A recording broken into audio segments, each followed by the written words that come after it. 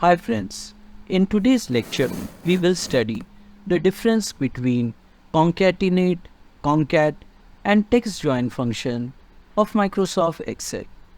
So here I have a sheet in which I have the field names like name, house number, area and city. Now I want to join all of them together. So we will first start with a function of Excel called as concatenate. So I will type equal to and then I will type concatenate. Then it is asking me text1, text2, text3.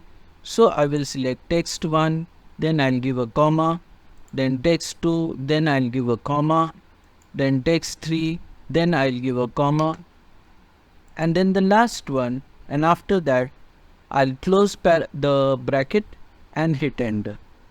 So you can see that you have clubbed all the names together. So you have the name, house number, area and the city together.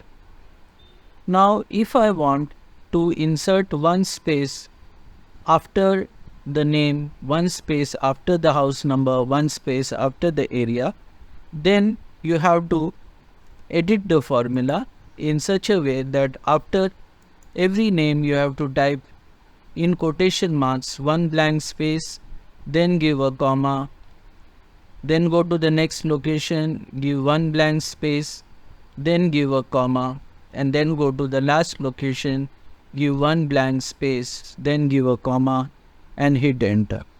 So now you will see that you have a blank space inserted in between every column. Now let us see what happens if I delete one of the contents. So suppose in this green view colony I delete it. So you can see the moment you delete it, the next value, that is the city name, comes close to it. Let us delete the house number and you can see the city name comes closer to the house number. So you have seen the concatenate function in action. However, you have seen that it has a major drawback, and that drawback is that if the column numbers are huge, then in that case every time typing a comma and separating it with a delimiter becomes a issue. So Excel provides you with another function called as concat. So we will type concat, then we'll type open bracket, and this time we can just select the entire range from one end to another, close the parenthesis and hit enter, and you have the data ready. However, here the drawback is that you have no location where you can insert a delimiter.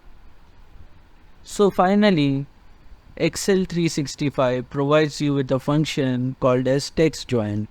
So I'll type equal to textjoin, then I'll give open parenthesis.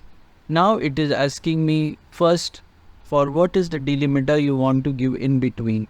So in between I want to give a delimiter as a blank space. So in quotation marks I have typed a blank space. Then I give a comma. Now it is asking me, do you want to ignore empty spaces?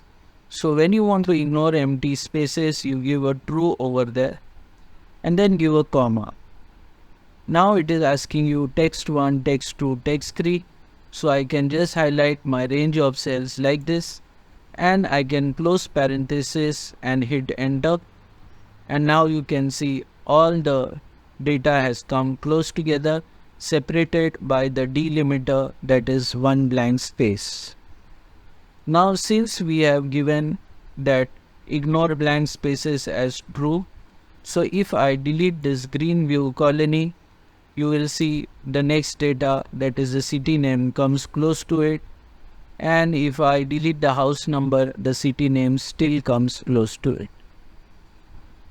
Now I'll undo this, and what I will do is, in the formula this time, instead of ignore blank spaces as true, I will type it as false, and then I will hit enter. Now this time when you delete Greenview colony, you will see that one blank space remains in between the house number and the city. And same way, when I delete the house number, now there are two blank spaces between the name and the city. So friends, in this video you have studied three important functions of Excel. The first was concatenate, the second was concat, and the third was the most evolved of all, which is called as the text join function. However, remember that the text join function works only in the latest version of Excel, that is Excel 365. So friends, hope you have learned something new. If you like this video, don't forget to like, share and subscribe, and we'll see you again in the next video. Till that time, goodbye.